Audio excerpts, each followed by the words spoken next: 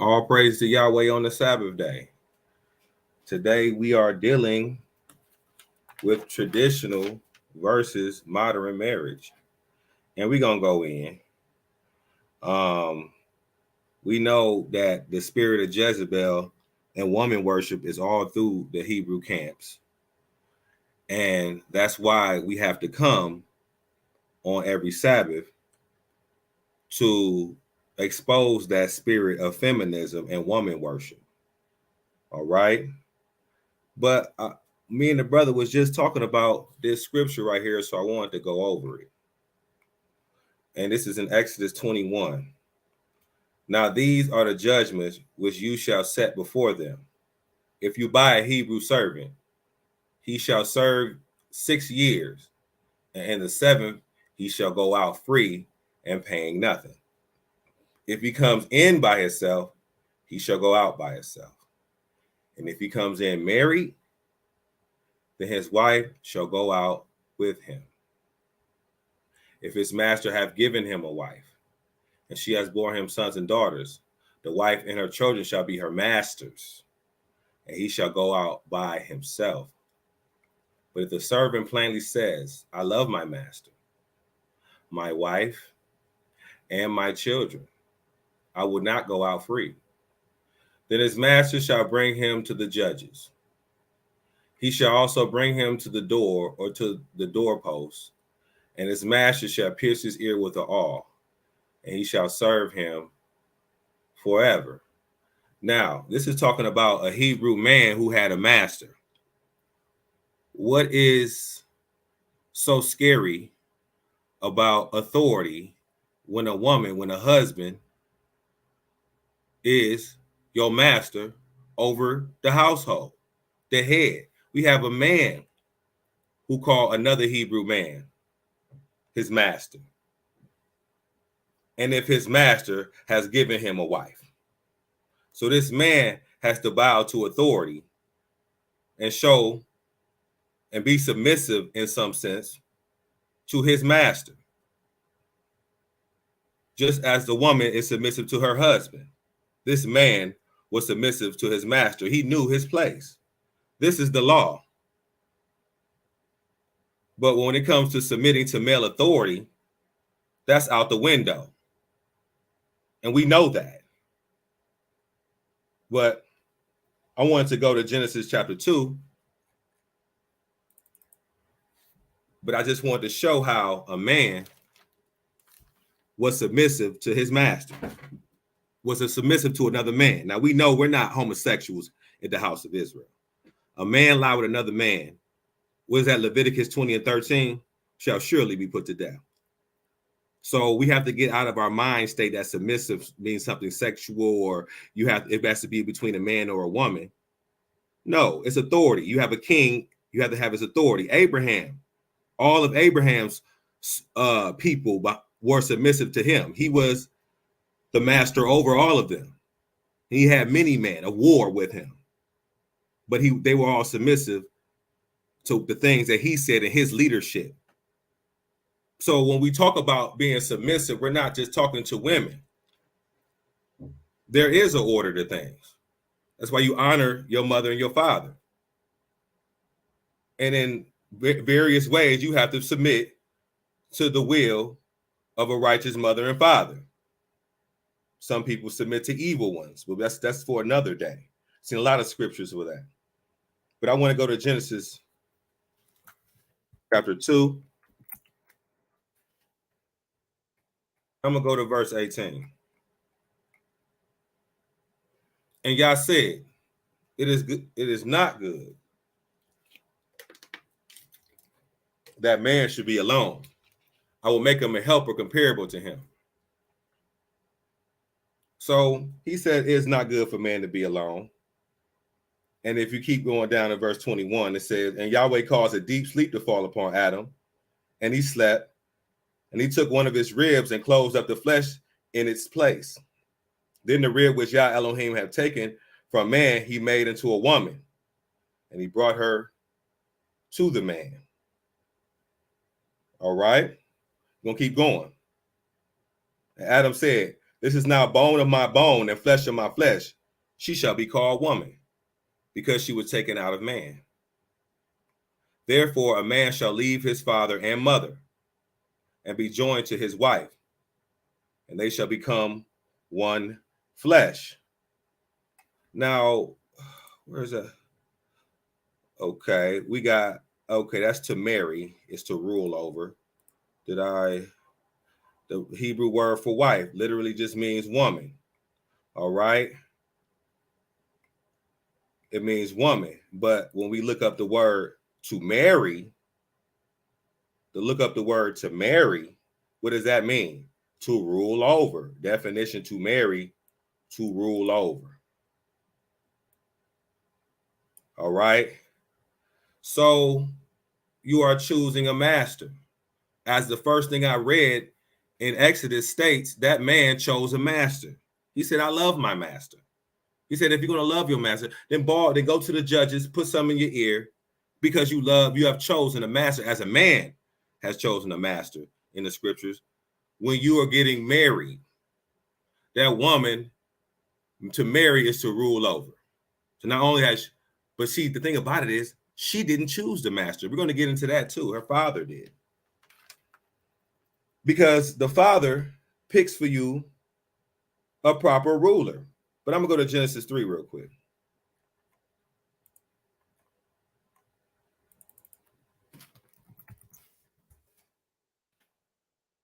And in verse 16, what does it say?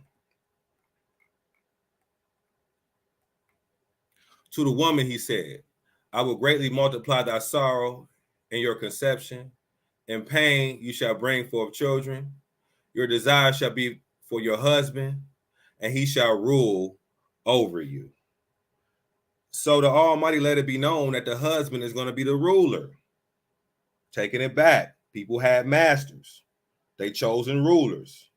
Even men in the Hebrew days have chosen rulers. Why is it hard? And why do people want to go 50-50? We're talking about modern versus traditional marriage. Traditional marriage, it was known who was the man of the house. Modern marriage, we don't know who is the man. We're talking about this Jada Pinkett and Will Smith thing. We really don't know who is the man and who is the ruler of the household.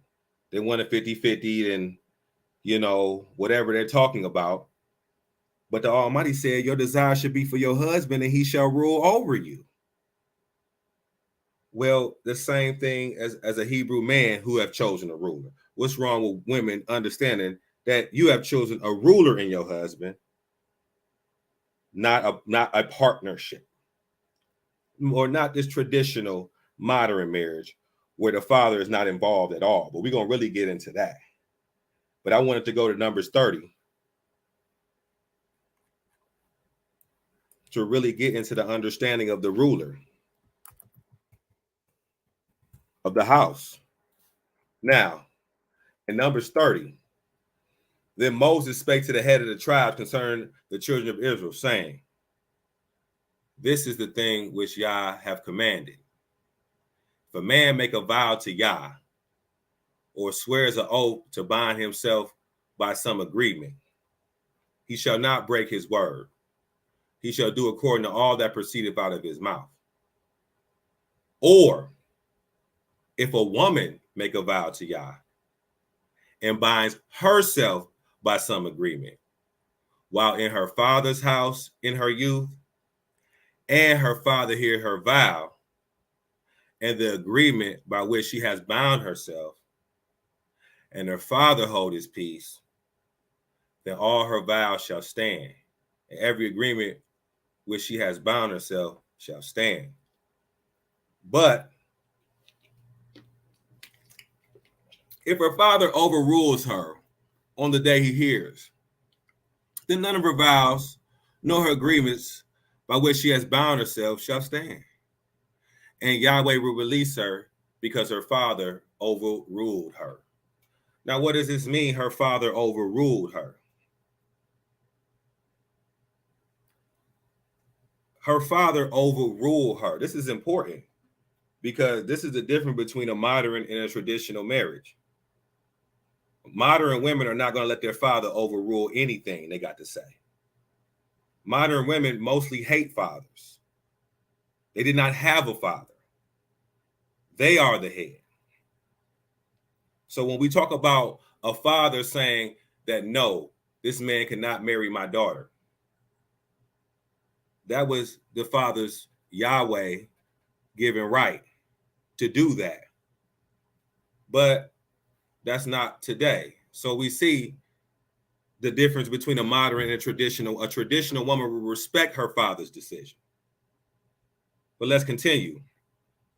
If indeed she takes a husband while bound by her vows or by a rash utterance from her lips by which she bound herself, and her husband hear it and make no response to her on the day that he hears, then her vows shall stand, and her agreement by which she bound herself shall stand. But if her husband overrules her on the day he hears it, he shall make void her vow, which she took, and what she uttered with her lips, by which she bound herself, and Yahweh will release her. Now, what does it say right here?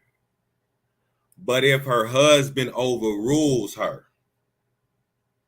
Now, we see it talking about the husband overruling his wife's vow to the Almighty. Why is this important?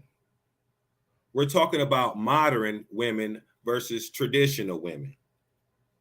Would a modern woman allow her husband to overrule a vow she made to Yahweh? Would she respect that? Would a modern woman respect that her husband overrule a vow she made to Yahweh? No, she made up her mind. And she don't have to listen to no man. All right? But right here, the Almighty's word said, but if her husband overrules her. Why? Because he has that authority. But as we see, modern women don't believe that.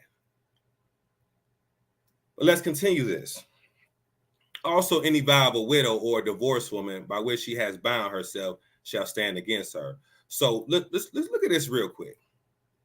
Also, any vow of a widow or a divorced woman. These are two women who do not have a man. Unfortunately, for the widow, divorced woman, we don't know, by which she has bound herself shall stand against her. Meaning she don't have no man. She has no authority over her. She does not have a master. She does not have a ruler. As we go right here, what does it mean to marry somebody, to rule over them? The Hebrew word right here. To marry somebody is to rule over them. But as we see, this widow is not married. She's a widow and divorced. She ain't got nobody ruling over her. So that means whatever she says, she got to stick to it. Whatever vow she said to the Almighty, she has to stick to it. Because she has no husband. She has no ruler.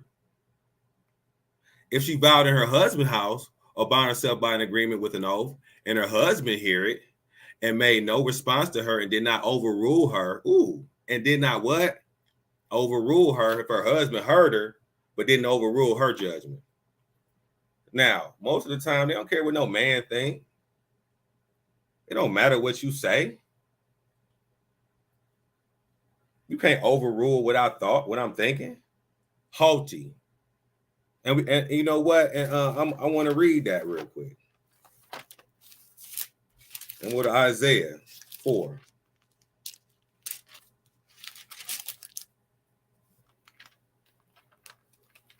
In fact, I'm going to go to Isaiah 3 and verse 16. Moreover, Yahweh said, because the daughters of Zion are haughty and walk with stretched forth necks and wanton eyes, walking and mincing as they go and making a tinkling with their feet. All right. Therefore, Yah will smite with a scab the crown of the head of the daughters of Zion, and Yahweh will discover their secret parts. And when she was talking about battling with alopecia, who was that got mad because of alopecia? What did the Almighty say? Wherefore, Yah will smite with a scab the crown of the head of the daughters of Zion, and Yahweh will discover their secret parts. So we talking to women who will not let their husband overrule them. Of course, Will Smith could not overrule the one who was smited with the crown of her. No, they're not going to have that. Then all her vows shall stand, by every agreement which she bound herself shall stand. But if her husband truly made them void on the day he heard them, then whatever proceeded from her lips concerning her vows or concerning the agreement binding her, it shall not stand. Her husband have voided, and Yahweh will release him. Dang, so the Almighty is letting it be known that the husband can void what that woman says, even to the Almighty.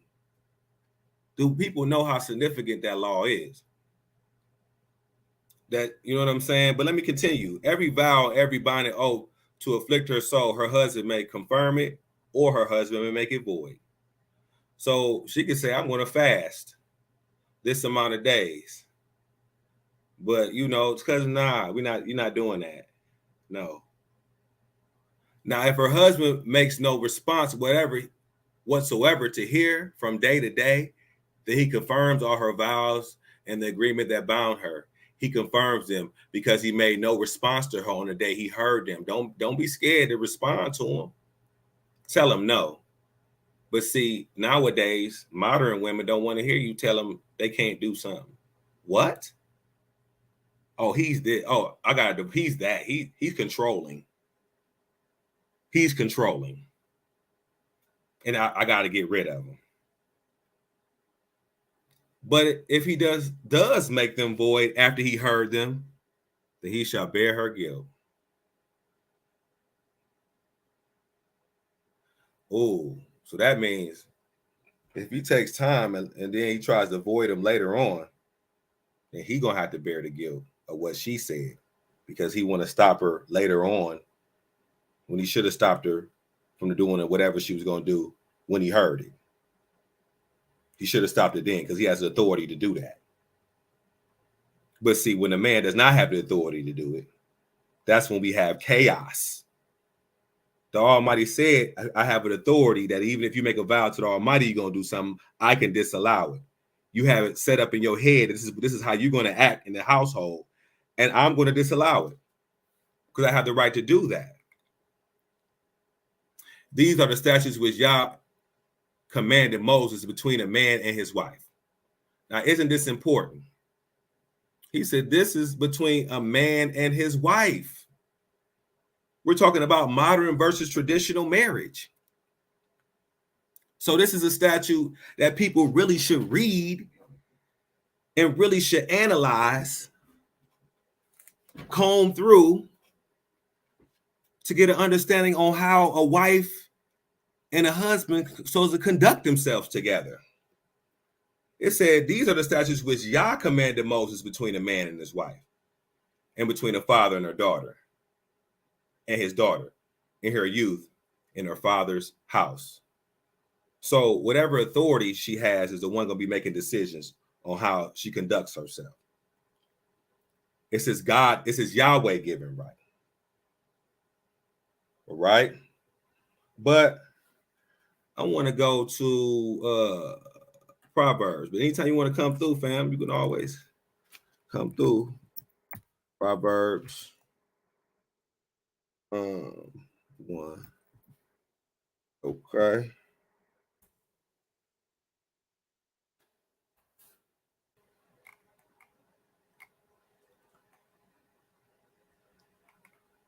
I'm going to go to Proverbs 31.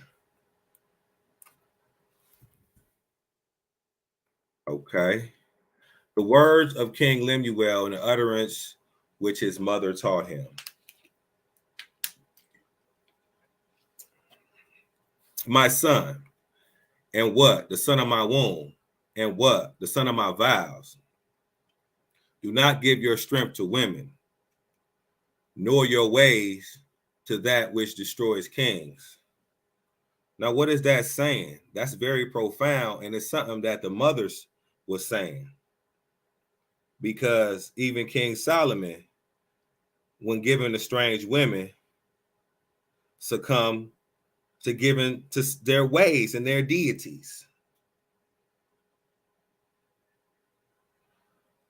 Don't give your strength to women. What does she mean? Your ways to that which destroys kings. We just talked about how if a woman made a vow or says she's going to do something, that man can say, no, you can't do that. We're not doing that. Because she's trying to go take you to a ways which is not conducive for your household. That's why you can disallow it. But to allow her to carry on in different ways, when you have the Yahweh given right to say, no, this is not what we're doing this, then that's going to destroy the house. Just like with Jezebel when she became queen. But I wanted to go to Esther real quick.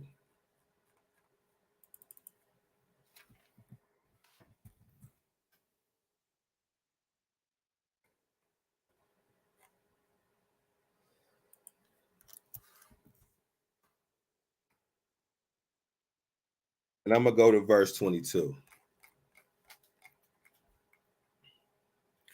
Then he sent letters to all the king's provinces, to each province in its own script, to every people in their own language, that each man should be master in his own house and speak in the language of his own people.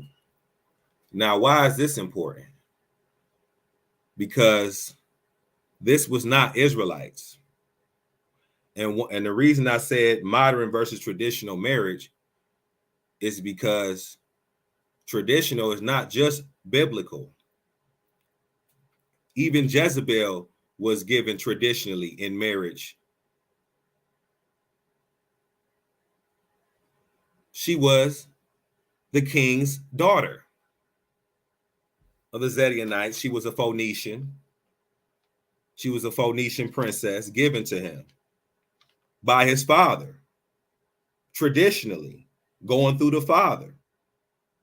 So in every nationality around the globe that had a god that was not godless like these modern women are godless. They have no God. Why? Why do I say that? Because the majority of the gods on the earth, they still had the father be the head of the house, had the father decide who his daughter married. They may have done it in wicked ways or things of that nature, but every time you see an interaction between or a marriage or interaction between the father and the man trying to marry his daughter, it was never the man just going straight to the woman and just marrying her. That's some new feminist modern women stuff. But it was in all languages. We know right now the Africans, you have to go and give a dowry to the father of the African woman, of the Arab woman, of many different nations around who are still traditional and do not have a prime minister, does not have that feminism from the queen, that modern way of doing things. And I wanted to go to Exodus because this is very controversial for people who would have no understanding.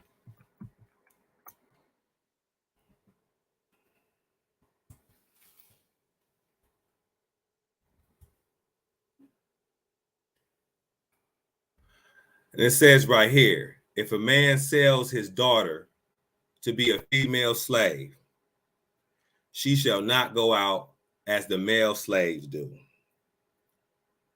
If she does not please her master, who have betrothed her to himself, then he shall let her be redeemed. He shall have no right to sell her to foreign people, since he has dealt deceitfully with her. And if he have betrothed her to his son, he shall deal with her according to the custom of daughters. Okay, so it says, if a man sells his daughter to be a female slave. Now, we just seen earlier where a man sold himself to be a slave, to be a servant, to have a master over them.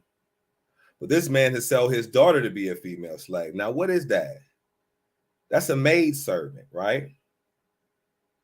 Well, if we go to Genesis 29. Real quick, we got Yeah, what's to, up? because this modern understanding of Mm-hmm. words like slave, marriage, and wife is completely different than the understanding that took place in the scriptures. You Mm-hmm. know, you say wife nowadays is completely different. You say marriage nowadays, the understanding is completely different. People think it's a partnership.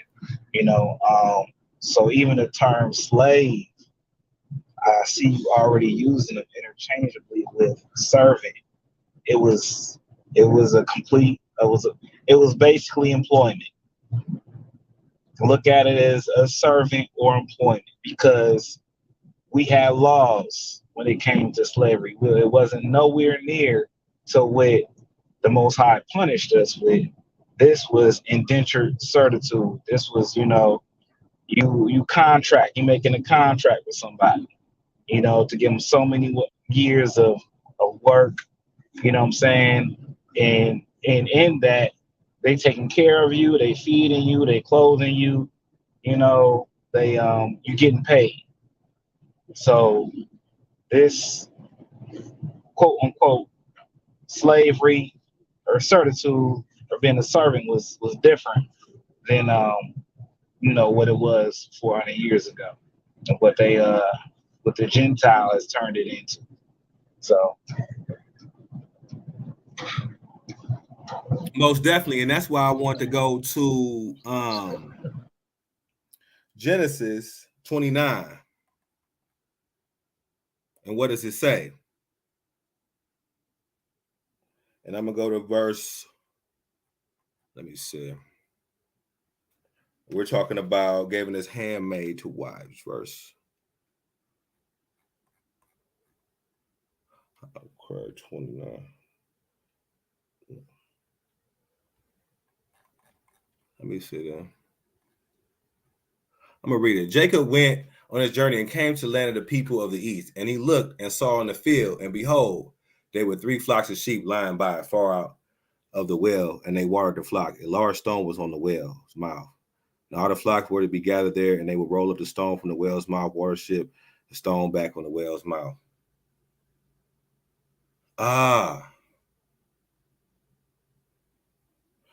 Okay. Really, I wanted to go to Genesis. And where was that? I think it was Genesis 24. Let me make sure.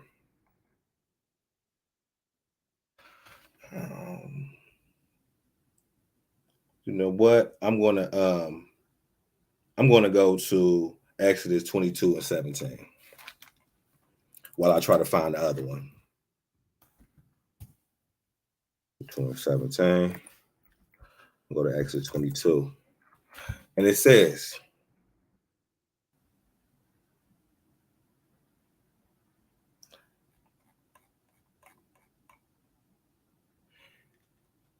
if a man entices a virgin who is not betrothed and lies with her, he shall surely pay the bride price for her to be his wife. If her father utterly refuses to give her to him, he shall pay the money according to the bride price of virgins. So right here, we're seeing 2 different things. We're seeing a bride price of virgins as we've seen in Exodus. You know what I'm saying? But also, if her father utterly refuses to give her to him. So we're also seeing where this is talking about traditional marriage, because the father can refuse even after he lied with her, he entices her, he has sex with her, and still the father can say, no, you cannot marry my daughter, and you still have to pay the 50 shekels of silver because you have damaged a virgin of Israel without going through the father. So we see that. But I want to go back here. If a man sells his daughter to be a female slave, she shall not go out as the male slaves do. Now, what does this really mean? I really was trying to find the verse where it was talking about how Jacob wives were giving their female servants to Jacob so that they could create more wives. Read it recently. It said the first one from the female servant was the tribe of Dan. But we're talking about them giving their female slaves or female servants. And these were of the 4 wives, 2 of them were female slaves of the mothers of Israel. Jacob married 4 wives, 2 wives, and 2 of their female slaves, 2 female maid servants. That's why I said if a man sells a daughter to be a female servant, maid servant, slave, she shall not go out as the male slaves do. Because remember, there's men that also subject themselves. If she does not please her master, who have betrothed her to himself, he shall let her be redeemed. He shall have no right to sell her to a foreign people, since he has dealt deceitfully with her. How has he dealt deceitfully? He has betrothed her to him. That's a wife now. She's a concubine. And you can't do concubines and just sell them to a foreign people because you have humbled that concubine. You have had sex with that concubine.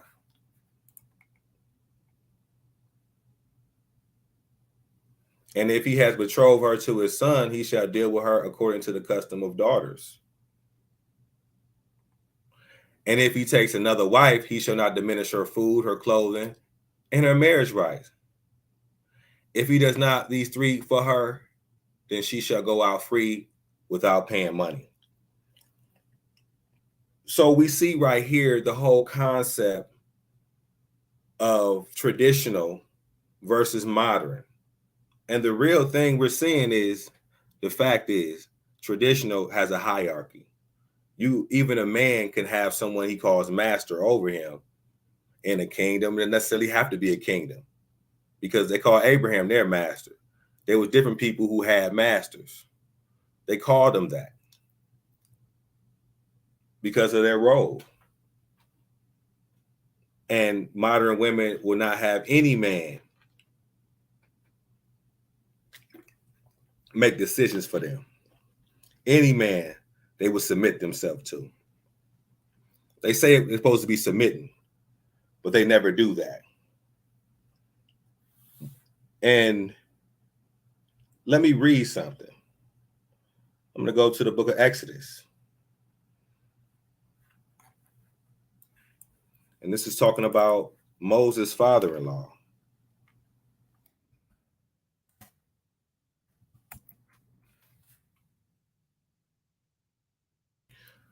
Now, and Jethro, the priest of Midian, Moses' father-in-law, heard all that Elohim have done for Moses and for Israel, his people, that Yahweh had brought Israel out of Egypt.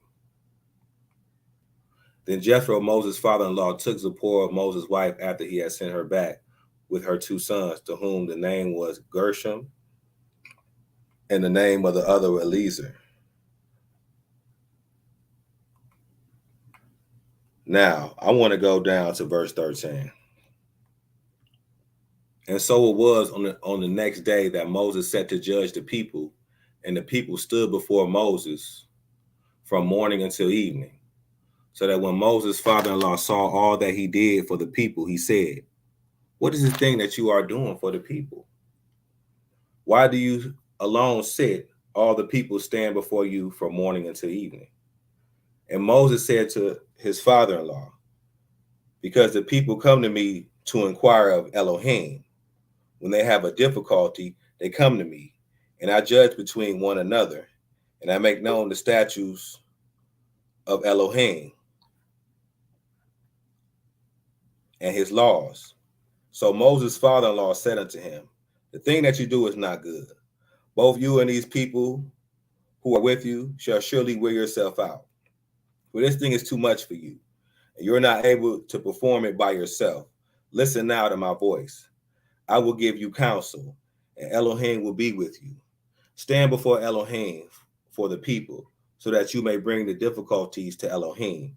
And you shall teach them the statutes and the laws, and shall show them the way in which they must walk, and the work they must do. Moreover, shall select from all the people able men, such as fear Elohim, men of truth, hating covetousness, and place such over them to be rulers of thousands, rulers of hundreds, rulers of 50, and rulers of 10. And let them judge the people at all times. Then it will be that every great matter that shall be bring to you, but every small matter they shall themselves judge. So it will be easier for you, for they will bear the burden with you. If you do this thing, and Elohim so commands you, then you will be able to endure. And all this people will also go to their place in peace. Now, this is important. Because, of course, all the people always listen to Moses. But Moses set judges, captains of 50s, hundreds, thousands. And when you always see a great leader and them following a great leader, it was a man. It was the man being the head. And then he put on authority other men that had that respect as leaders. Our men don't have respect as leaders. People will not fall in line when it comes to our men, especially in modern marriage, in modern women. But I wanted to go to the book. I'll go to the book of Leviticus 22.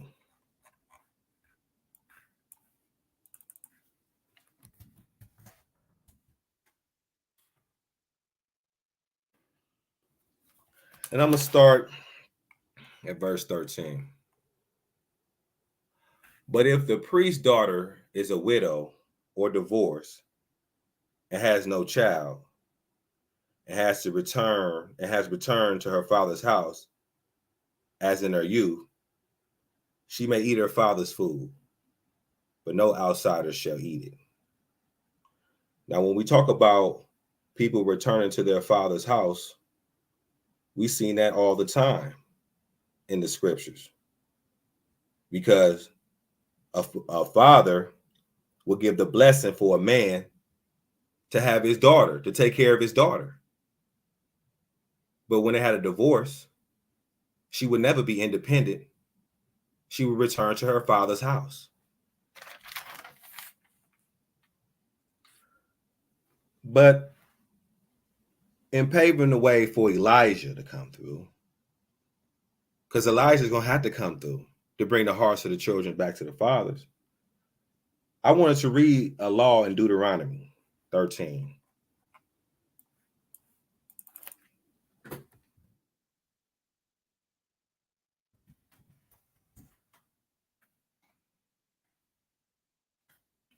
And I'm going to start at verse 6. It says, if your brother... So go ahead.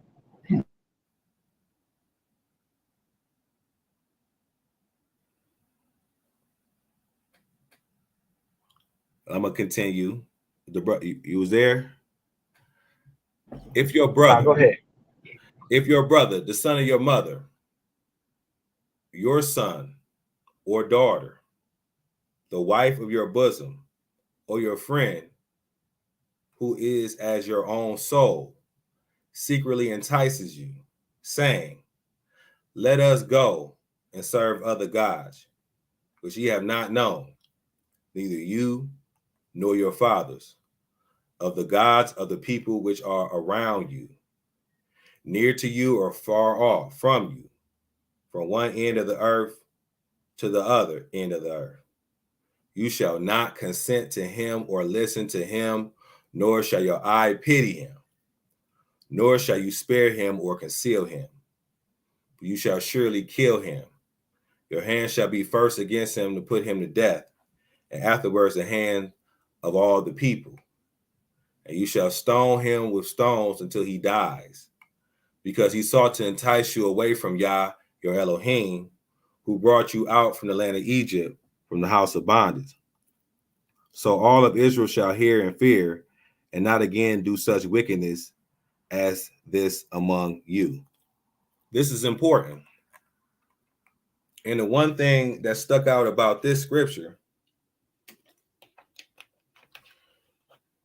was it said, if your brother, start off with brother, the son of your mother, your son or your daughter, the wife of your bosom, your friend, or anyone, right? Because you're the final decision maker. But the thing that stuck out the most is it did not say your mother or your father. It did not say you to be the first to kill your mother and your father. Why doesn't it mention mother and father? They can be idol worshipers. So it's not giving you the authority to kill your mother and your father. They have that much reverence. You don't consent to them in either way at all. That's not what you never consent to anybody who tell you to have a false deity. But remember, Abraham's mother and father had false deities. There's things in the book of Jasher, Jasher, Jubilees. It's even in the Quran where Abraham broke his father's idols and things of that nature. He had to separate himself from his family, his mother and his father. But as we see in the law, you don't have that authority to want to kill your mother and father when they raise you up on this fake deity. You leave them. You can't kill them, but you can kill your brother. You can kill your wife. You can kill everyone else, but you're supposed to honor your mother and your father because they have that authority over you. They do. That's why they're the one that chooses your mate. And as we can see, they make better decisions than we do.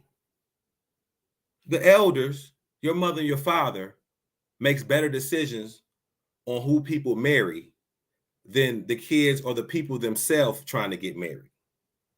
And they have always have. Imagine you have raised up anybody, any apprentice of anything. When you raise them up and you've trained them, you know what they can handle. You know what they cannot handle. You know how they are. You trained them up. They may feel as though they can go above and beyond, but you know what you trained them to. You know who to put. This is their sons and their daughters who they're choosing a mate for. They will have what the best interest, because that mate may just be enticing, maybe just be seducing. A man can flush out men. A father can flush out bad intentions out of a man who wants better than his daughter. Better than his daughter. And I said it. But that's also the scriptures giving that father the final say so on who marries his daughter. Not his daughter, but that father. And I wanted to go to Jeremiah 29.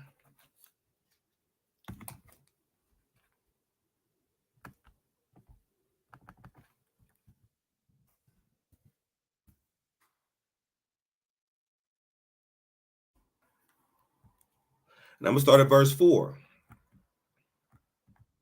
Thus saith Yah Elohim of hosts, the Elohim of Israel, to all who were carried away captive, whom I have caused to be carried away from Jerusalem to Babylon. Build houses and dwell in them. Plant gardens and eat their fruit. I see gardens, I think vineyards. Take wives and beget sons and daughters, and take wives for your sons. and give your daughters to husbands. That's very important. So that they may bear sons and daughters, that you may be increased there and not diminished. Let's go back there. And take wives and beget sons, right? And daughters. And take wives for your sons and give your daughters to husbands. So not only does the father give his daughter to a husband or make that decision, he also takes wives for his sons. Sad to say, family. Y'all men might not want to hear this, but he has decision-making ability even when it comes to his sons. He's the one taking wives for his sons. They wasn't the sons themselves. And I want to go to Judges chapter 14 to reiterate on that.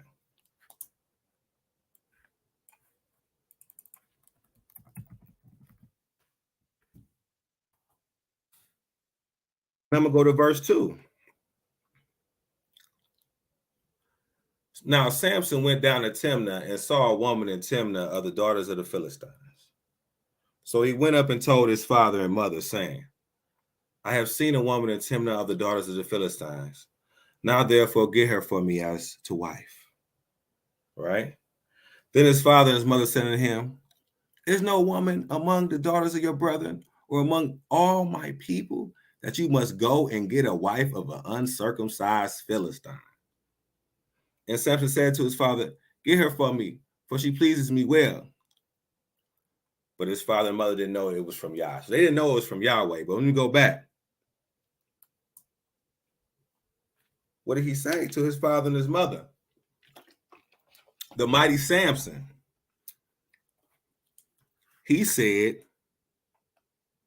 so he went up, so he said he saw a woman in Timnah of the daughters of the Philistines. Did he say he went up and gamed her and got her number and they started messing with each other? No, he said, so he went up and told his father and his mother, saying, I have seen a woman in Timnah of the daughters of the Philistines. Now therefore get her for me to wife. He got to get his father and his mother involved if he want to get this wife.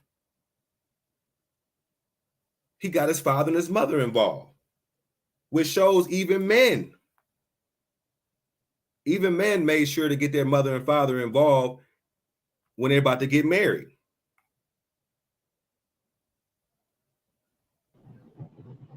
You know what I'm saying? You got comment on that? It's so much wisdom in that. It's so much wisdom in that, you know. And the thing of it is, our elders, our parents been on the earth a lot longer than us, and they can see things we can't see. You know, love blinds. You know, our loves, emotions, it blinds us to those things. But somebody looking on our side, it's those things we can't see. You know, and the thing of it is our parents might know their parents. They might know their people. They might know. You know, we might go to our parents and find out. I know a lot of situations in my family who say, "Oh, well, no, that's your cousin," you know, or no, that's your second cousin, or this person, you know. So it's like any other structured organization. Exactly. You know, before they commit some kind of big action, they always check in with the higher ups. You know, always check in. Hey, I want to do this. Hey, I want to do that. You know, because they have some insight on what's going on, some perspective, or they might even know something that you don't know. You know, and there's just so much wisdom in just following that structure and that order. And if we did half the things on how our people move, we'll be in a whole lot better position. You know. Exactly. That's why this is important, because a lot of times you always hear how, well, it's tradition for a man to go to that father, but at the same time, it's also tradition for that man that went to the father to get married to that wife. He also has presented not only himself, but his family. It's a coming together of the families. You know what I mean? So, and I want to go to Genesis 24. to further go in on what we were just saying. And right here in Genesis 24, verse 1, it says, now Abraham was old and well advanced in age, and Yahweh had blessed Abraham in all things. So Abraham said to the oldest servant of his house, who ruled over all that he had, please put your hand under my thigh, and I will make you swear by Yah, the Elohim of heaven and the Elohim of earth, that you will not take a wife for my son from the daughters of the Canaanites, among whom I dwell. But you shall go to my country and to my family, and take a wife for my son Isaac. And the servant said to him, perhaps the woman will not be willing to follow me to this land. Must I take your son back to the land from which you came? But Abraham said to him, beware that you do not take my son back there. Yah, the Elohim of heaven, who took me from my father's house and from the land of my family, and who spoke to me and swore to me, saying, to your descendants I give this land, he will send his angel before you, and you shall take a wife for my son from there. And if the woman is not willing to follow you, then you will be released from this oath. Only do not take my son back there. So the servant put his hand under the thigh of Abraham, his master, and swore to him concerning this matter. Now, it's two things that we see here. We see a man calling himself Abraham's servant, right? His master. That's his servant. Even though his servant, what it says right here, is Abraham said to the oldest servant of his house, who ruled over all he had. So he ruled over all of Abraham's things, but this man still submitted himself to a master, to a ruler. Just as we can go back, what is it? To marry someone is to rule over. That's a concordance word. To marry is to rule over. But this obviously is not a marriage. We're obviously not no sodomites. Sodomites get put to death. But we know when we have a ruler, you know what I'm saying? Somebody ruling over us, we should be comfortable with the concept of being a servant. You're not the king. A lot of people wish they were in that position. But if you're not in that position, then you must play your position well. This man was a servant. He was a slave, but he controlled everything Abraham had. Now, what if he was unruly, said nobody can rule over me, like a lot of the modern women do today? Nobody can rule over me. It's a partner. I don't have a ruler. But we see Abraham, he had a servant, a man who said, you can be my ruler. That's wisdom. But we say, oh, well, no, a man, and he shall rule over me. What? And they really are against it. And I want to go to Proverbs 23.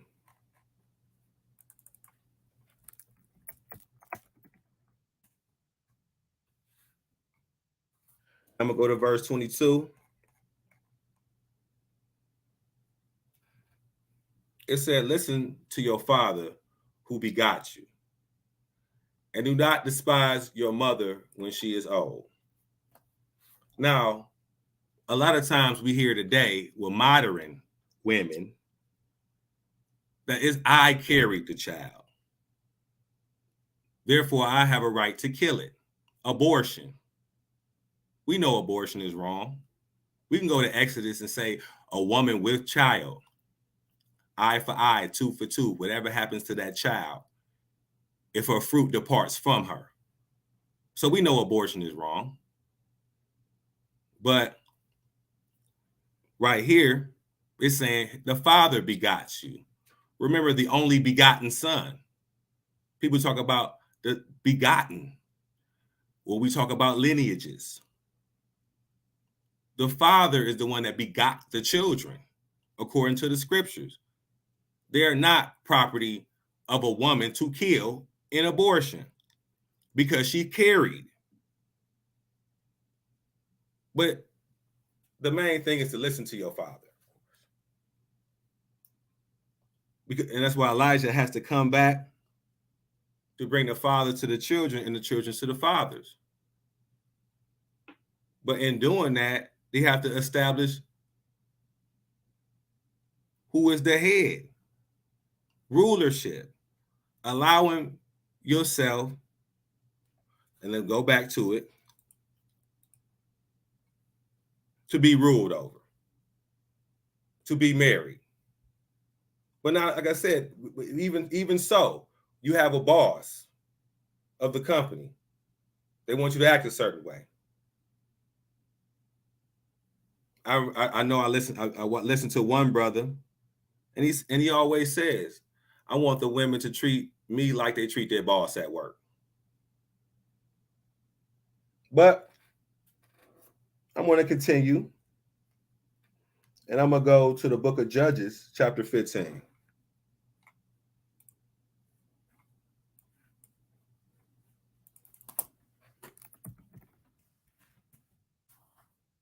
And in Judges 15 and 12,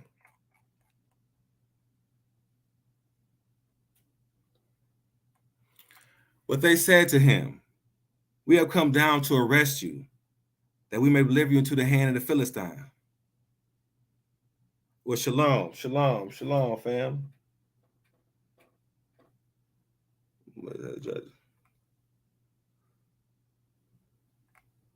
Yeah, I'm gonna go to another one. But what's happening, family? If ever y'all want to come in, I'm gonna put the invite link right in here. Y'all got anything to say? Y'all want to, you know what I mean, come through? I will put it in the chat.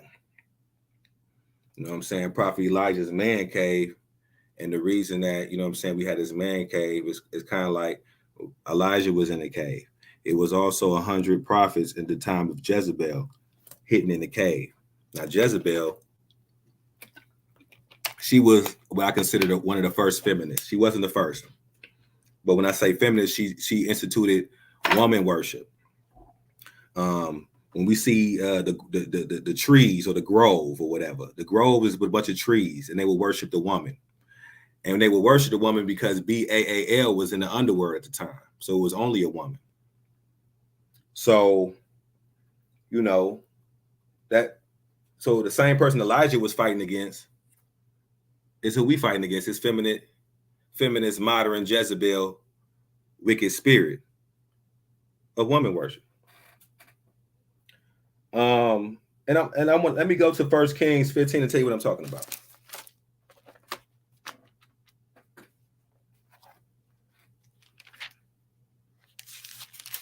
First Kings 15 and 12. I'm turning in my scriptures. Let me go ahead and put it on the screen.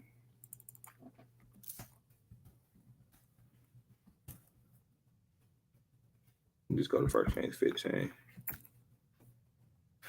Okay, I'm gonna go to verse 12. I say perverted persons in this one. And he banished the perverted persons from the land and removed all the idols. It's really sodomites. Let me go. Let me do the King James version. You got to call out these sodomites anyway. Where are we at? Where's the good version at? Ain't nobody on this. Here we go. We go verse 12. Man, I ain't press it. I'm about to say they tripping. Verse 12. And he took away the sodomites out of the land and removed all the idols that his father had made. And also Micah, his mother, even her, he removed from being queen because she had made an idol in a grove. If you know about this idol in the grove, it's woman worship. They were worshiping women. And why is this important? He said, and Asa destroyed her idol and burnt it by the brook. So this is her idol. She had an idol in the grove. It was a woman. And because all that woman worshiping, they had sodomites. They had homosexuals because of this woman worship. And that's what goes on right now. Now I want to go to 1 Kings 16. Just want to show something real quick. Because it's sad to say Jezebel was a better woman than most of these modern women out here. And that's sad to say. And why do I say that? Let's read this.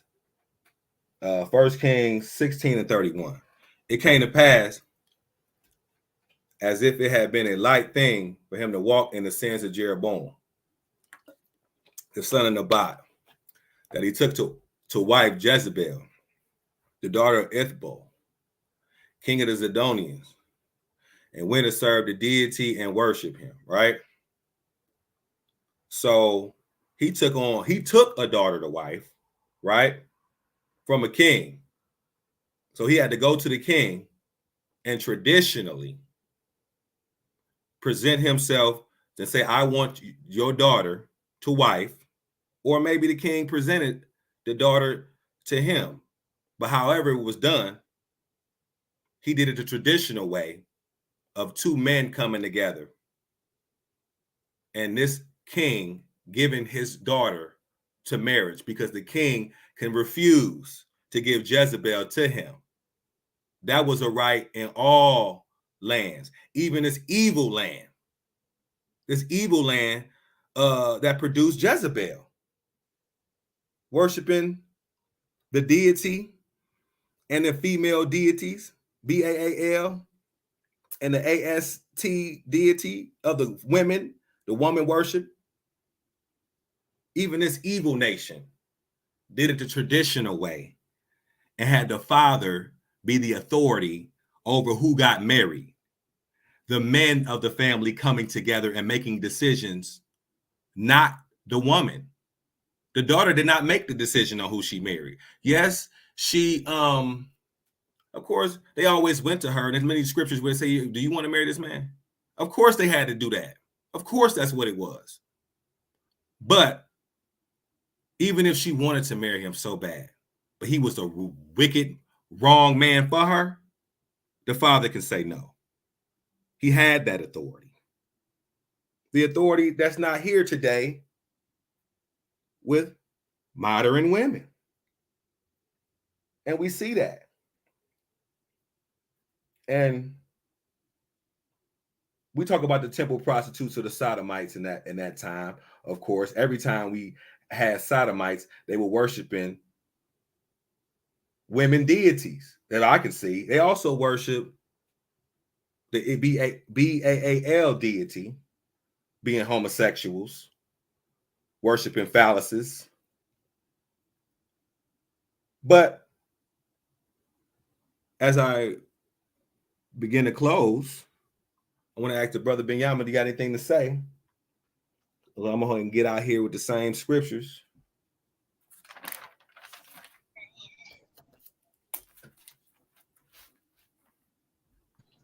A good summary of basically the difference between modern. You get a good summary on some of the consistencies that you seen in the traditional. You know, what's the consistencies you've seen, and consistencies you've seen in some of these modern marriages. One of the modern marriages is all about money. It's more so about state. All the scriptures been bringing out is the respect, the honor, the order, and you know, and then just culture. Going back to that, studied all these other cultures. You know, they don't even get to pick and choose who they get to marry. A lot of these other arranged marriages, their divorce rate is under 4%. But meanwhile, you know, get to choose and pick, people get on their early for marriage. Like, Israelites. Exactly. You know, that's some of the things I see. I want to know what you've been seeing, what kind of consistencies you've been seeing between the modern and the tradition, between all the scriptures. You brought a whole lot of scriptures. Mm-hmm. Yeah, and you know what I've seen was, and like I said, with that Numbers 30, it was very profound because that was talking about a husband and a wife, and many people don't go to that scripture because they hate that scripture, especially women, because it says that husband can disallow whatever vow she said to God, saying that this is, you know what I'm saying, that no, that's not right, this is right, this is the way we're going to go, and having that authority, the same authority you would have over, you know, let's say for instance you talk about arranged marriages, that authority to say no, this you cannot act in this manner, even if you swore to God you're going to act in this manner, the Yah, and I said you can't, he can disallow that altogether, and the Almighty will forgive her because he was the head at that time, and that authority that a father's supposed to have, or that a husband's supposed to have, to be able to disallow the things that their wife does, and for them to know that he has that Yahweh given right to do it. These women don't know about that at all. Numbers 30, they don't understand it at all. They don't understand it at all. And really this society is really dealing with a hate for the authority of men, for the male authority, when the Almighty clearly states that father has the authority over his daughter, even if she made a vow to the Almighty and said, I'm gonna afflict my soul for 30 days, I'm not gonna eat during whatever. And he say, no, we're not doing this. You need your strength, you need to eat, we're not doing this, period. And he had that authority, and even if she made it to God, that man in that household can disallow it, of course, as long as it's not breaking the commandments. But that man had the authority to say, no, this vow that you say out your mouth, you're not doing that. That's not the direction that we're going. I'm the head. But see, people hate that. People hate it. But the most profound thing I believe that was taken out of this discussion to me was that even the men had to bow to the authority of their father, and their father would give them wives, would take for them wives, like it said in Jeremiah. What's that? Jeremiah, where it says, take ye wives and beget sons and daughters. Take your wives take wives for your sons. So you had to even take wives for your sons. We heard even Samson coming to his mother and father and saying, get this girl for me, please get this girl for me. And they going back and forth. All right, Lightweight saying, nah, we don't want to get this girl for you because she's a Philistine. You know, but he had to go to his family and get that permission and get that blessing from his family. They didn't know that was from Yah, as the scriptures say. But the fact is, even if they were striving, he had to convince his family that this is the woman for me. Come with me so I can get this wife. My parents have to be there. You know, and that's just something that we have lost. The authority is not even given to parents because there's mostly single parent households out here. And it's the woman. Remember, all you gotta do is take the man out the house and you destroy the whole thing. It's like going to war. You just take the men out and you can take over without killing the women and the children, because the men are who sets the authority. They will be the masters of the house. You know, and when you have a man in authority, then you can have whole ranking systems. The reason that we're not as powerful as we are as a people is because we don't like authority. I just read about what Abraham said to his servant. He said, get her a wife, give my son a wife not from here. You know what I'm saying? And you're gonna make this vow to me. But that was his servant. You can call him his slave. He called Abraham master. And you know what I'm saying? But he controlled everything Abraham had. So he wasn't mad about calling him master or having that authority over him. He wasn't. He played his position, and that's the whole thing about having that ranking system and letting someone and saying, okay, because you are a righteous ruler, like when Moses' father-in-law came to him and said, get righteous men and have them be rulers over thousands and judges and to take this burden off of you, but they have to be a righteous ruler. When you find a righteous ruler, then it's okay to submit and say, you are my ruler. As long as you tell me do nothing against the commandments, then you are the authority. But it's like the difference between traditional and modern is just an authority complex. These women hate authority, and then they teach their sons not to have any authority, not to know about authority, not to understand it.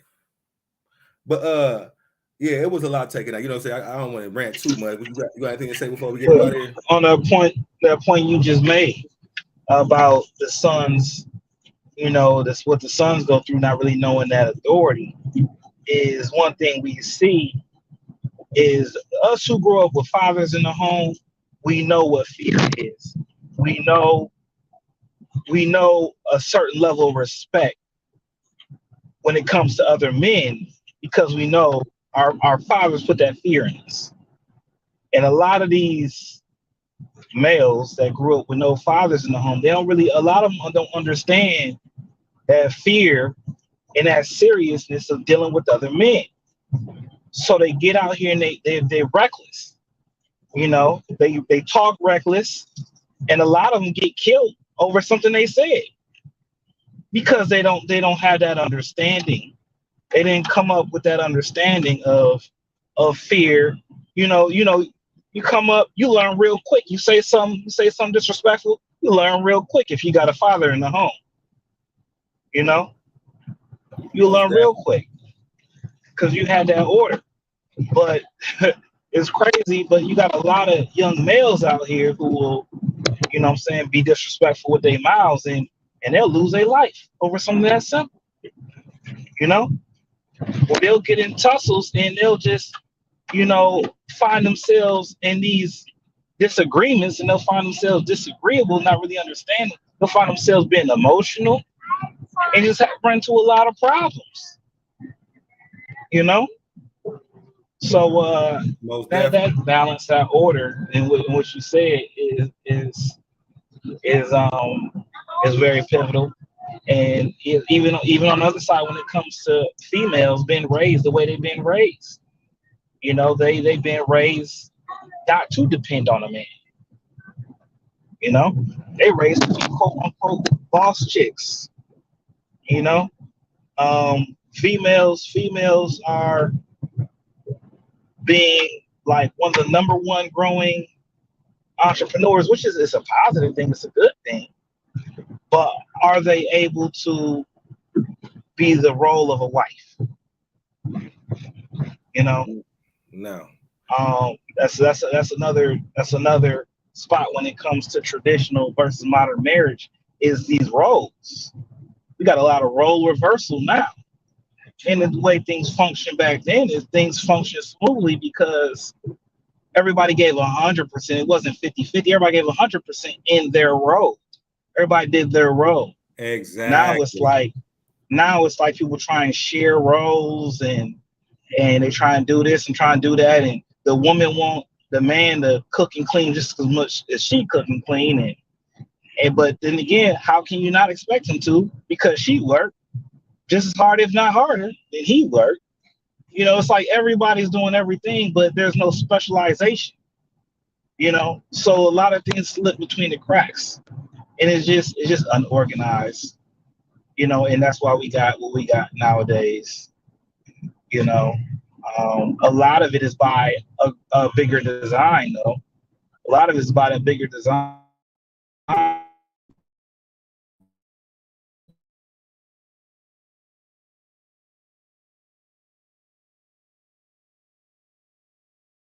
Years ago, one man could support his whole family.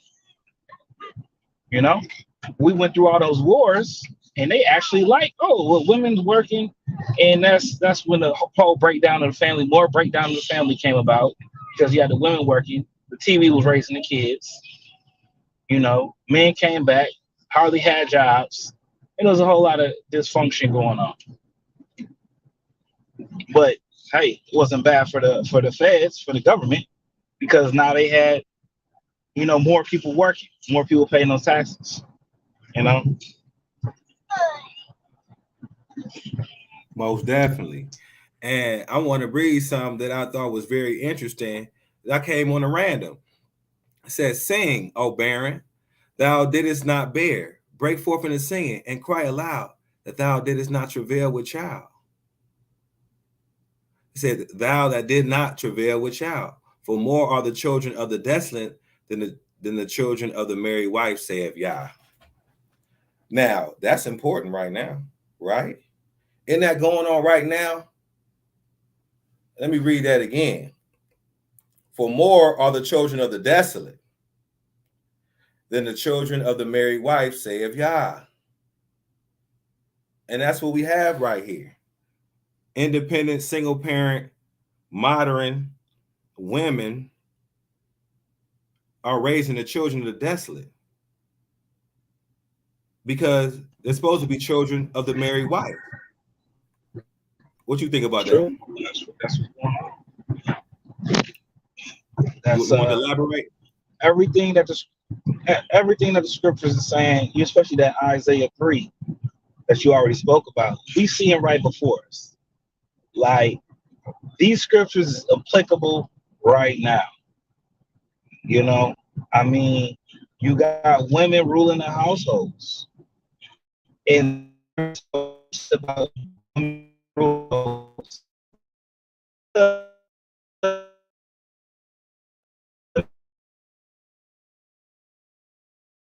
emotional. But then it's like you got the women upset that the men aren't a certain way, but then again, the women raise them. And then you got the women coming up a certain way, want to be in charge and want to rule, but don't want all that responsibility that comes with ruling and being in charge. And it's a lot of confusion. And it goes right back to those roles, those traditional amount of roles. What you think about the traditional amount of roles in some of the scriptures that was brought out? I think that, you know, it all really boils down to ranking. You know, I was going to go to that book of Esther, but I think I didn't wore that out.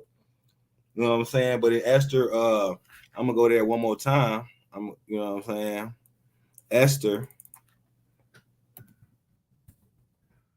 Just type it in real quick. And while you're looking at that, do you feel like role normalized? I know I talked to a lot of. No, I'll say that again because you kind of went out. You said what's normalized? You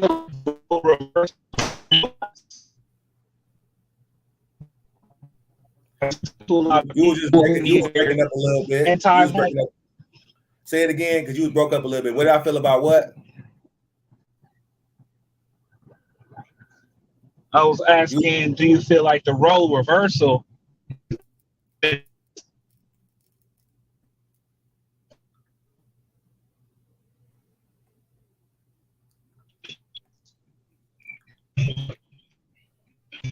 You keep going out. What I heard was okay. Hold on one second. Okay, I want to read this though right here, and this is Esther chapter 1. On the 7th day, when the heart of the king was merry with wine, he commanded his servants, 7 eunuchs, to serve in the presence of the king of Syria, to bring Queen Vashti before the king, wearing her royal crown, in order to show her beauty to the people and the officials, for she was beautiful to behold. But Queen Vashti refused to come at the king's command brought by his eunuchs. Therefore the king was furious, and his anger burnt within him. Then the king said to the wise men who understood the times, as for this was the king's manner towards all who knew law and justice. So they knew law and justice, so they knew that this woman was out of control. Those closest to him being the 7 princes of Persia and Media, who had access to the king's presence and who ranked highest in the kingdom. What shall we do to Queen Vashti according to the law? Because she did not obey the command of the king, Assyrius, brought to her by the eunuchs. What shall we do to her? Because she disobeyed the king. She disobeyed her husband. So what shall we do to this woman? We're going to go to the people who know law and see what to do. And Memucan answered before the king, and the princes. Queen Vashti has not only wronged the king, but also all the princes and all the people who are in all the provinces of King Assyrius.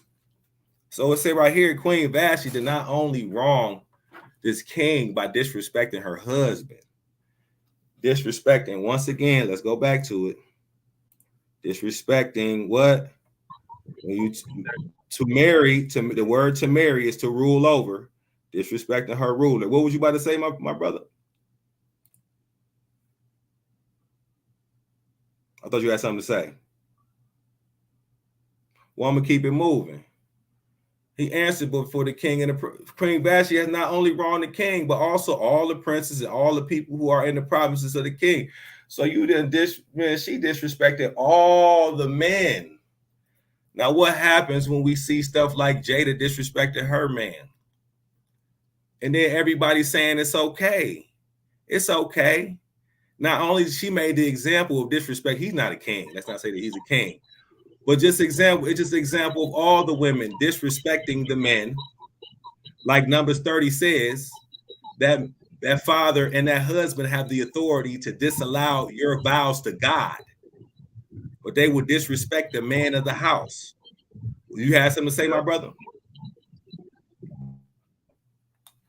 What was you saying, my brother? That's exactly. Can you hear me? Yeah, I can hear you. That's exactly what I'm.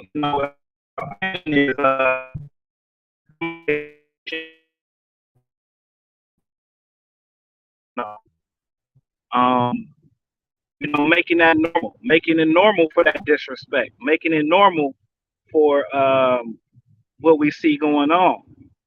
And I was talking to some people who are, they not anti-homo, they very neutral on this homosexual agenda. They neutral, they neither here or there, but they do notice that they can't watch one TV show without two men brushing up on each other's beards, to where even the commercials, all the commercials is homo commercials, homosexual same sex commercials, and it's they feel like it's been normalized. Exactly. And these are coming from people who are neutral. They're even here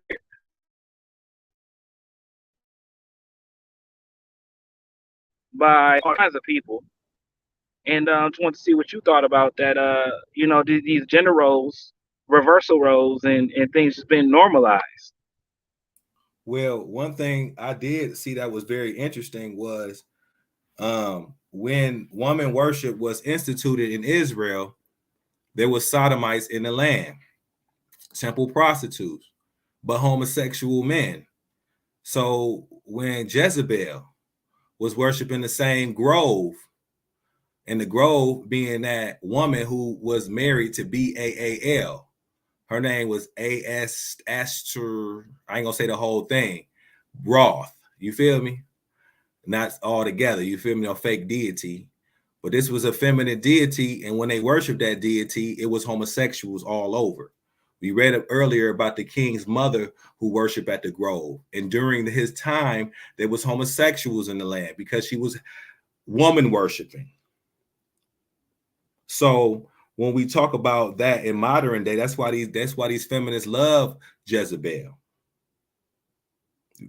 They're trying to normalize this woman worship because that's what destroys the family. Because when you talk about a leader that led his people here, led his people there, or just led his people in general, it was a man. We just read how Abraham's servant, who controlled everything in Abraham's house, still called him master. So there is an order to things. But I don't know. Do you want me to elaborate, or you want me to keep it moving? No, that's one exactly same thing I'm seeing. I'm seeing the exact same thing. Also, even when it comes to traditional marriage, a good pro, not that it's any cons, when it comes to that traditional marriage, is that there's so much more freedom and flexibility for you to raise your family how you envision it going. You know, when because it's gonna take a lot of work, but when it comes to raising your family how you want to be raised, and you do it in that traditional sense, there's a lot more flexibility in raising how it needs to be raised.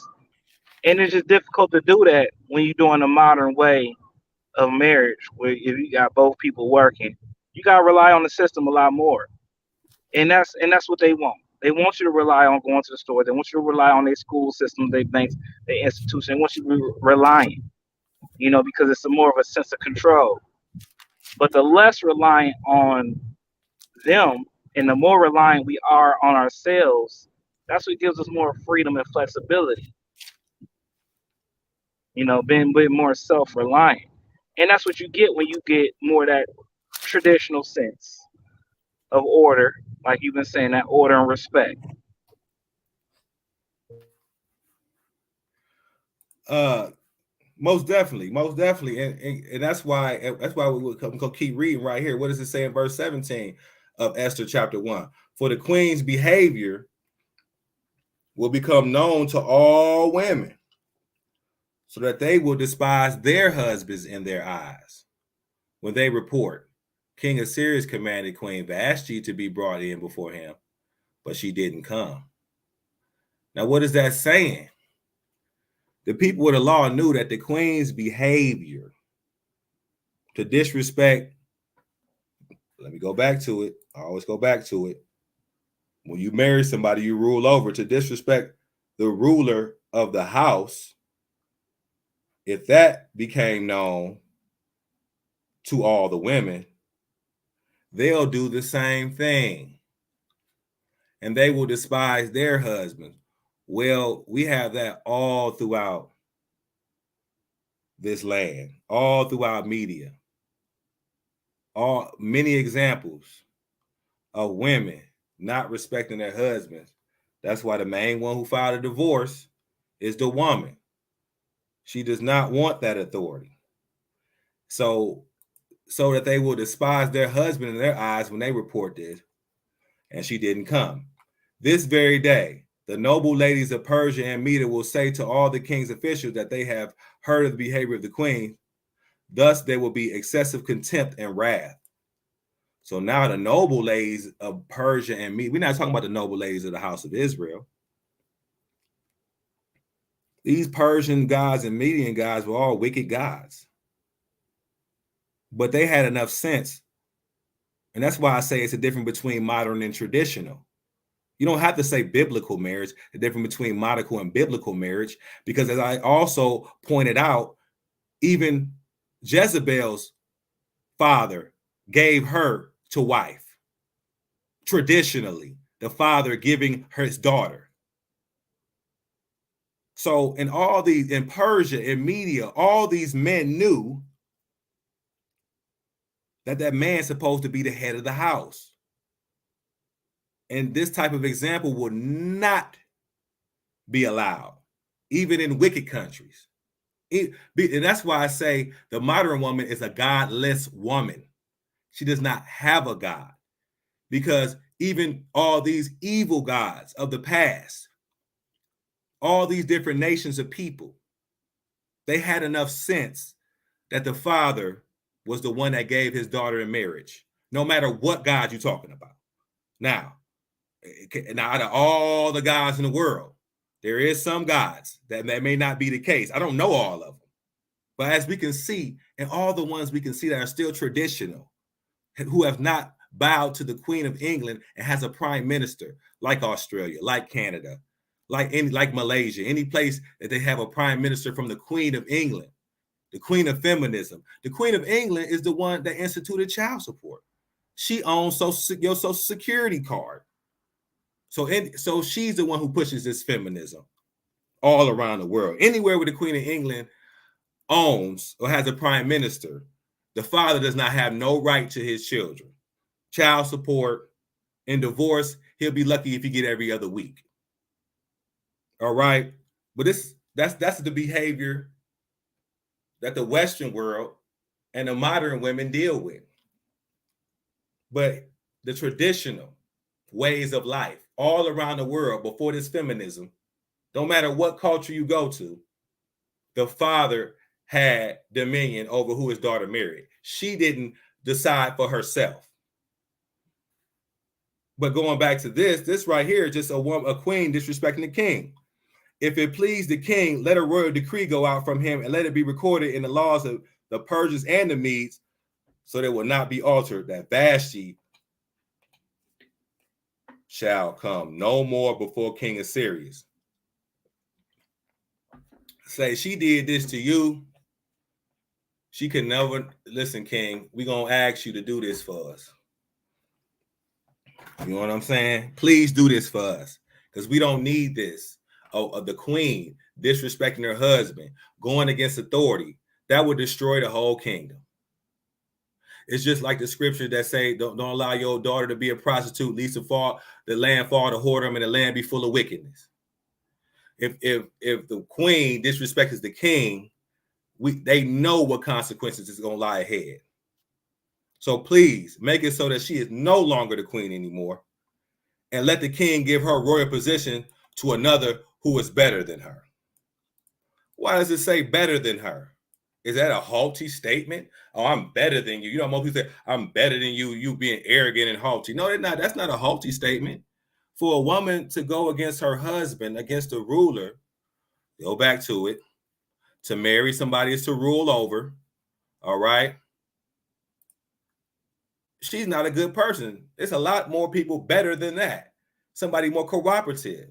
When you get married to, you become one. You get on the same team. You're not a good wife. You're not a good woman, obviously. So we need to find somebody better than her that knows how to be a teammate and knows about authority, as already shown. Abraham had a servant. There was many people. They even had a law that if you had a Hebrew man servant, he would serve another man. He would call him a manservant or a slave. He would call the man a master. This is order. So even men had to submit. Abraham had a servant, but his servant, his oldest servant, as it said in the scriptures, ran all of his stuff. So I mean, that's not that bad of a job. I mean, I wouldn't. If my only boss is Abraham and I'm running everything, but he understood that yes, that's the boss.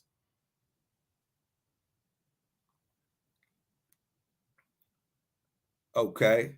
When the king decree which he will make is proclaimed throughout all his empire, all wives will honor their husband, both great and small.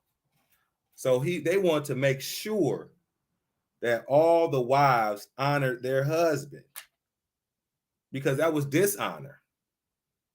Not all wives, when they want to dishonor the husband, now they just get a divorce and go to our enemies and take him for broke. We're going to take the king. Oh, we're getting child support from the king. They don't get child support from the king. No, we're going to go to the enemies and go wreck on the king. But I wanted to go back to Isaiah 54. It was one verse I didn't want to skip over.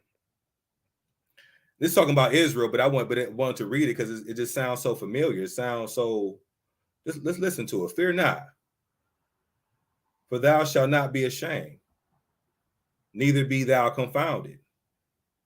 For thou shalt not be put to shame, for thou shalt forget the shame of thy youth, and shalt not remember the reproach of thy widowhood anymore.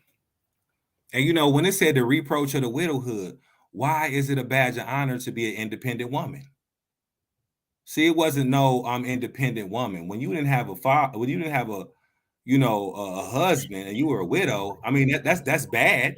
And that's why a lot of scriptures say that we're supposed to give to the widow and the fatherless. It's many different scriptures that say we are to give to those widows and the fatherhood. But it's a shame. They want to get a husband. What was you about to say? That's more than normalization. That's more than normalization.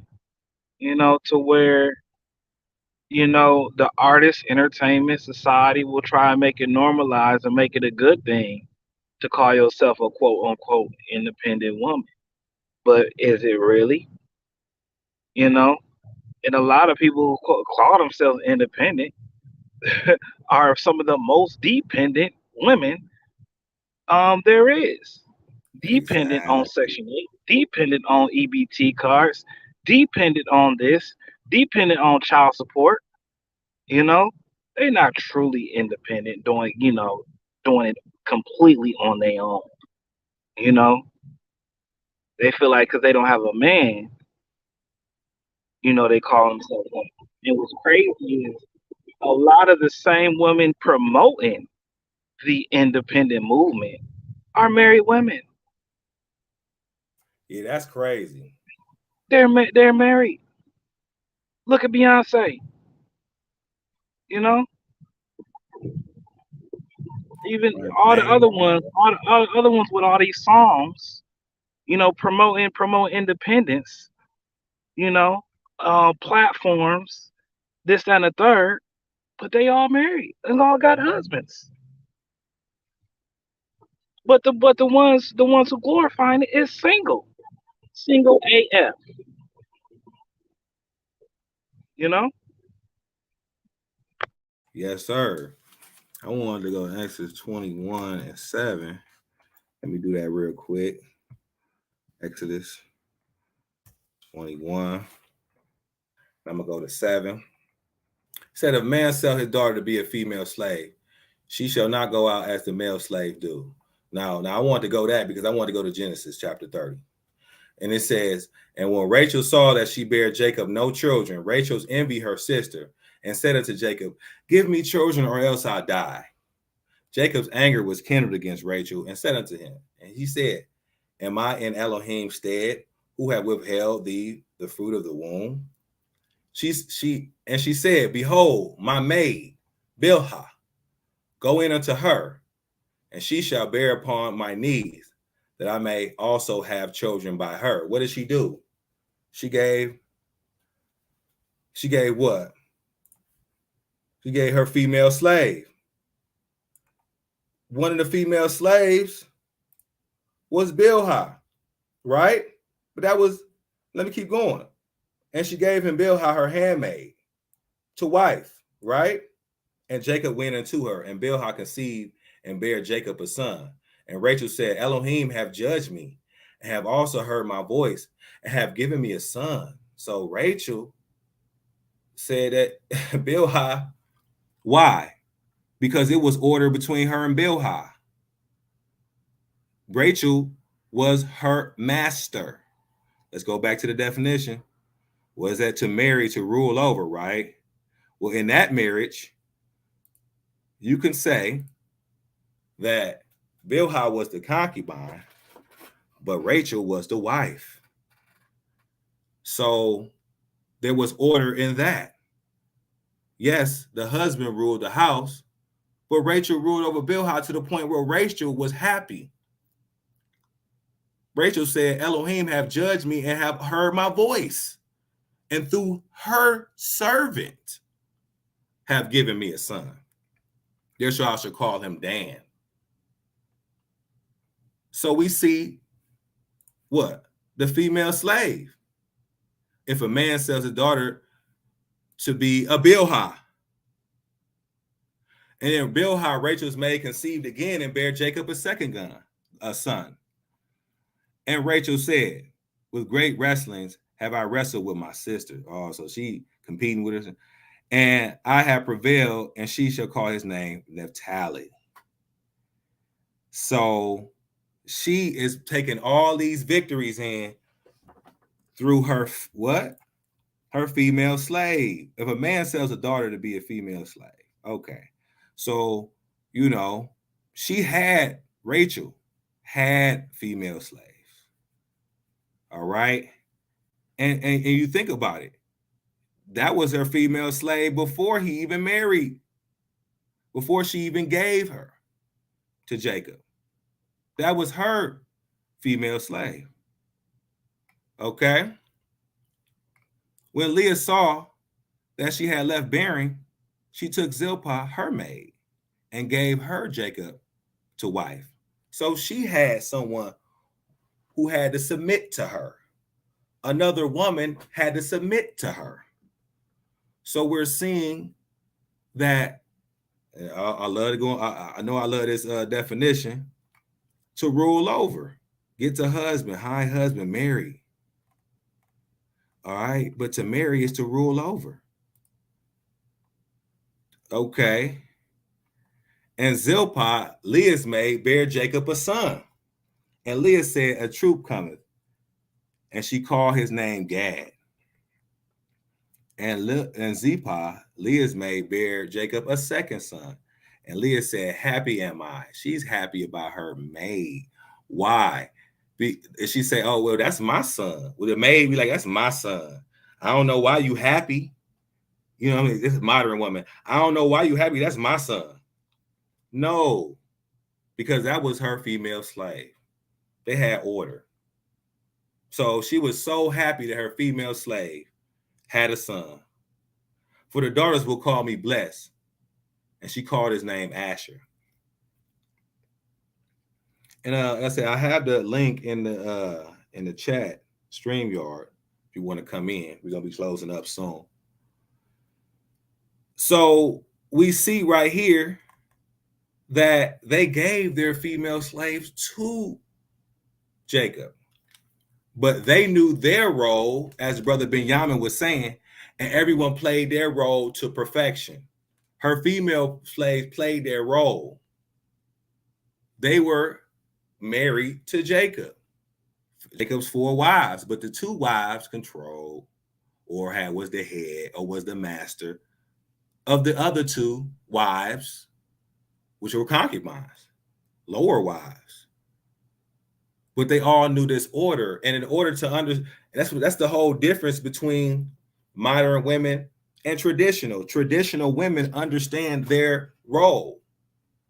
And I say that because even the men, and we can go back to that scripture. What is that? Exodus 20, 21. It's right here.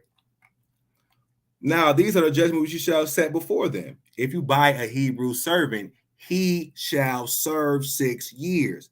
In the 7th, he shall go out free and paying nothing. If he comes in by himself, he shall go in. So he is a man submitting himself as a Hebrew servant or as a servant and knowing your place as that servant. As I said, Abraham had a servant who was running everything in his house. Being a servant does not mean, oh, you just a slave, you beat down, you whatever. But people just knew their role and understood rank, authority. But they don't understand that today. We cannot be, they talk about the Black community, but until we restore honor and fatherhood and male authority, and we can see that in Numbers 30, where it says that a father or a husband can disallow that woman and what she says. This is the ranking of things. Well, even if she made a vow to the Almighty, he can disallow it. But that's why I said modern women are godless women, because you can go all around the world and all of these fake deities and all these places, Persia and Media, the Phoenicians with Jezebel, all these different places, they still had a man going to that woman's father, having order and rank, something we do not have. So they're basically atheists, spiritualists, or something. That's what these modern women are, because they're not even following a false deity, because even all these false deities are traditional and have traditional marriages. They're not traditional. And I'm pretty much done, my brother Benjamin, for the day. If anyone want to jump in before we leave, or Brother Benjamin have a question, I can close it on out.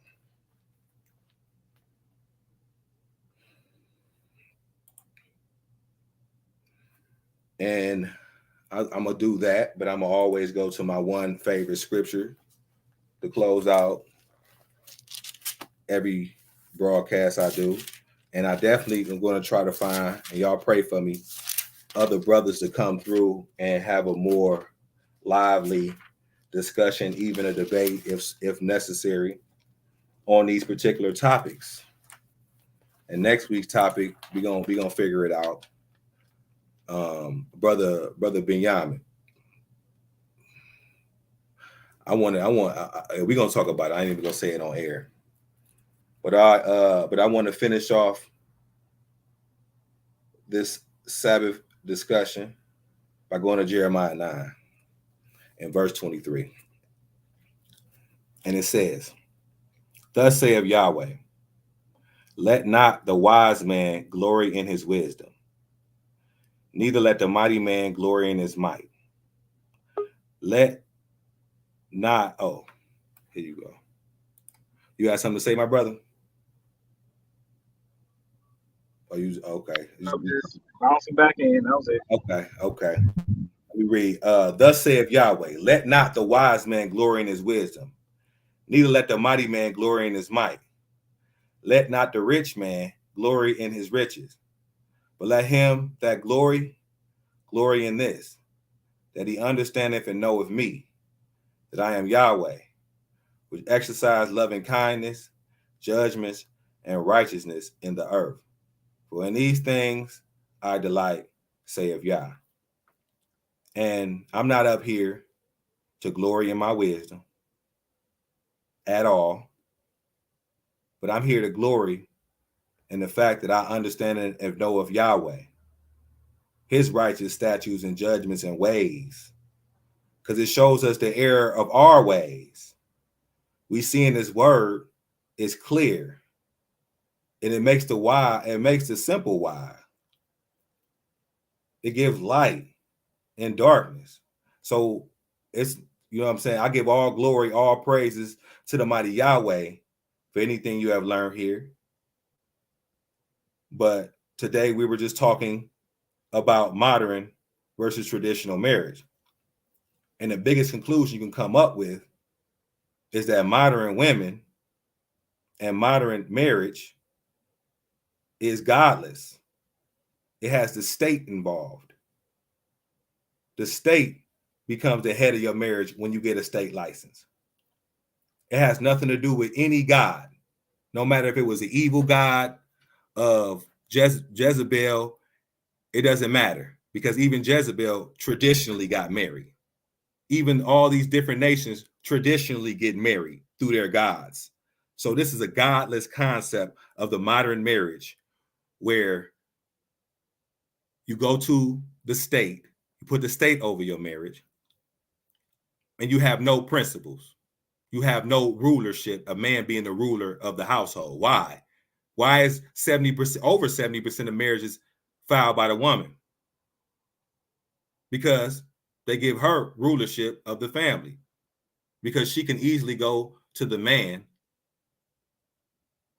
and get that man in trouble with the state.